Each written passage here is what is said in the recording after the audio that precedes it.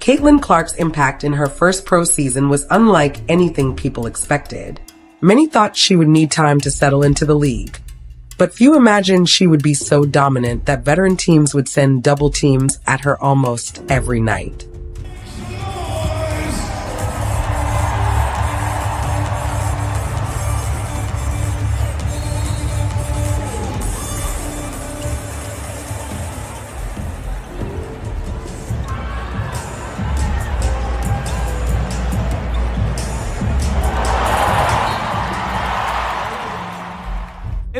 NBA players have been just as amazed as everyone else, and many of them have openly praised the young guard. So let's go through how NBA players reacted to Caitlin Clark's incredible rise. Caitlin Clark, cold, G. Like, we've been singing her praises for a while, and she just keeps proving us right. Rookie dominance is not new in the WNBA. The league has seen first-year stars take over before.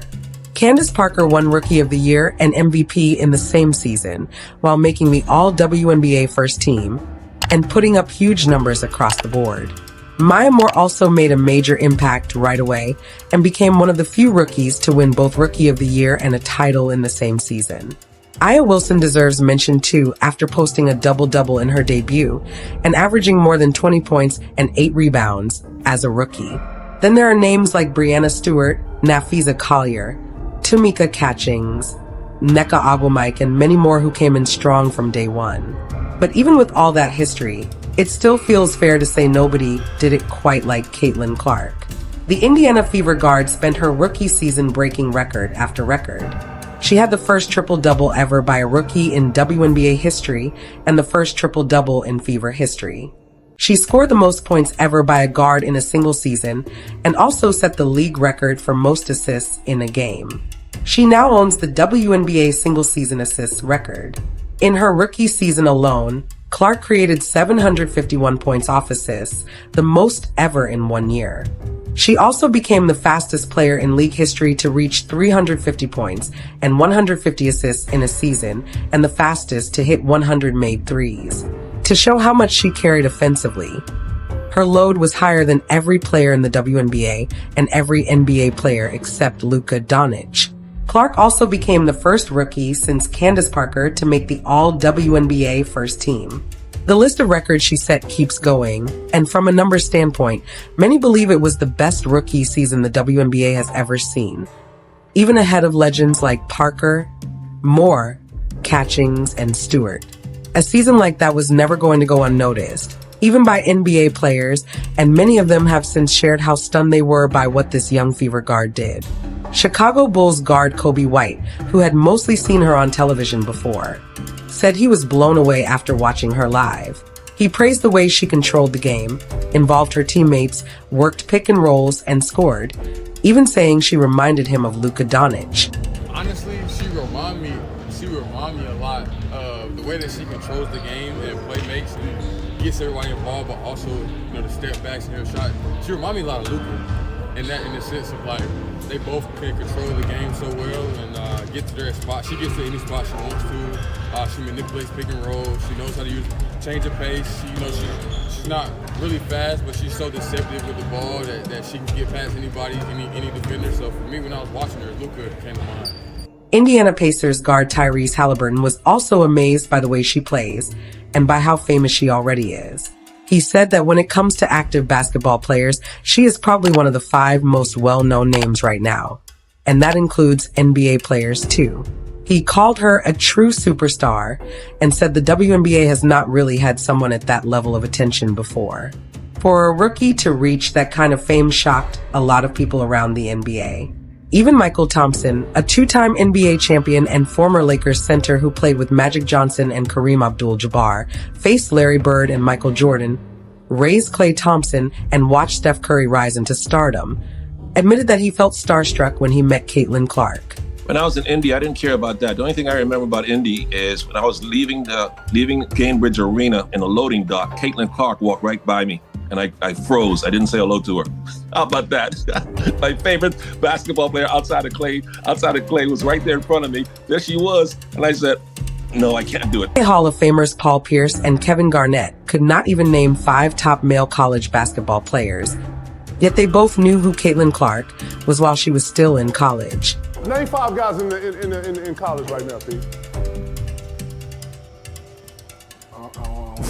I don't even know who the top player in sad, college bro. is. Who the top player in college? I don't know. I know the girls. I know the girls. I know the girls. I know the girls. Miss Reese. I know Caitlin. I know. Right. You feel me? I know the girls. Man. Kevin Garnett called her the new wave and praised both her shooting range and how often she hits those deep shots. He also said what makes her stand out even more is how much she improves the players around her, adding that she is setting a new standard in women's basketball. Caitlin Clark's the new it. If you don't have a long ball, talking about the 26, 30 feet, if you ain't doing the Steph Curry, if you ain't got none of that long ball in your game, yeah, you're gonna be behind. Because I think what not only distinguishes her from that shot is her being consistent by hitting that shot, going left, stepping back, don't matter how 26, 30, 22 feet, don't matter, feel me? So she's setting a precedent on what we watching. The long ball is part of the game now, you know what I'm saying? It ain't so much anything else, it's playmaking and long ball, and she does both of those on a high level. She makes a lot of those girls around her better. Milwaukee Bucks star Damian Lillard was also impressed by Clark's range. The 7-time All-NBA guard said it is not only about the fact that she can make shots from that far out, but that she does it regularly off the dribble, under pressure, and with defenders all over her in big moments. Four-time NBA champion Steph Curry also called Caitlin Clark special. He said her story, her journey, and her record-breaking play speak for themselves, and he loves what she is doing as a scorer and shooter. Clark's deep shooting has earned her many comparisons to Curry, and for good reason. Still, even with those comparisons, people remain shocked by what she can do with the ball. Curry himself said the shooting comparison can cause people to overlook the rest of her game. The future Hall of Famer believes her passing and overall impact deserve just as much attention. Hall of Famer believes the shooting comparison robs her of the other things she does on the court. The cool part is the way that she plays and her range and the level of difficulty on her shots is obviously a very close comparison to the way that I play. I was going to say Caitlin Clark's been compared to you. Yeah, but I think it almost robs her of like the rest of her game because she's such a good floor. She has an overall floor game. She's racking up close to triple doubles every night. Her shooting ability is. It's her superpower, but the rest of her game is as polished as that, and so it's must-see TV. No matter how divided opinions can be, some NBA figures quickly became strong supporters of Caitlin Clark and have defended her against much of the criticism she has faced. One of those people is former NBA player Rashad McCants. Caitlin Clark is a superhero. Now, they not listening, though. They don't be listening. They watching this in real time. We watching greatness in real time. Just like they be saying about Brown. Oh, you just appreciate Brown. We're watching it in real time. We're watching Caitlin in real time. What the is so hard to appreciate? You ain't never seen nothing like this. It's Steph Curry and Steve Nash mixed together. They're doing crazy. Hell yeah. Michael Thompson even created an acronym to describe how some veterans treated Caitlin during her rookie year. He called it JEEP, which stands for jealousy, envy, egos, and pettiness. Thompson said that is how some women in the league, especially older stars, have responded to her. He also pushed back on the claim that Clark's popularity comes from her race or sexual orientation. According to him, it is really about how she plays. He said people have never seen a woman shoot from that kind of distance, so consistently, while also making the kind of open court passes she makes. In his view, her court vision is just as appealing as her shooting. Hall of Famer Shaquille O'Neal also praised how calm she stayed at such a young age while dealing with pressure and rough treatment. He described the hard fouls and criticism from WNBA veterans as professional jealousy. Four-time NBA Finals MVP LeBron James, who dealt with similar resentment when he entered the NBA, also came out in support of her. I'm just kind of in this mode right now because I'm getting the same, thing from watching my son, who's a 19-year-old, kind of getting a lot of animosity and hatred towards him when he's just a kid trying to live out his dream. There's a very small number of men and women that actually get to live out their dream of playing a professional sport. And we have grown-ass men and women out here doing whatever they can to try to make sure that does not happen. That is the weirdest thing in the world, but it is what it is, and I'm glad that Caitlin has a great head on her shoulder. She seems like it. I don't think I've ever met her. LeBron clearly recognized her star power and said the league should be thankful Caitlin Clark is in the WNBA. He said she is the reason many great things are going to happen for the league. Gilbert Arenas also spoke out about the unnecessary criticism and physical play she faced in her rookie season, telling people that Caitlin is the WNBA's golden goose. Someone has to get that side. Before there was no loaf. Absolutely. There was crumbs. Yeah. Loaves are coming now. Absolutely. So good point. you can hate the girl all you want, but she's putting money in your pocket, and if you don't understand that, and y'all sitting here trying to hurt her, I can tell you what's going to happen. Yeah. Them games she started missing, she gets hurt, and they say, hey, Caitlin's out for the year. I know one thing that's going to happen. Ticket sales. Them ticket sales is gone. Revenue, ticket sales, everything go decline. Former NBA guard Jeff Teague also joined the conversation and talked about the hate Caitlin Clark has received on his podcast. Like, they played this all wrong, bro. Terribly, bro. They was supposed to gas this shit. This is why people don't watch this shit when y'all leave college. Women's sports, because y'all hating on the best thing that's gonna happen to the W for a long time. Now a new WNBA season is getting closer, and Caitlin Clark's second year is almost here.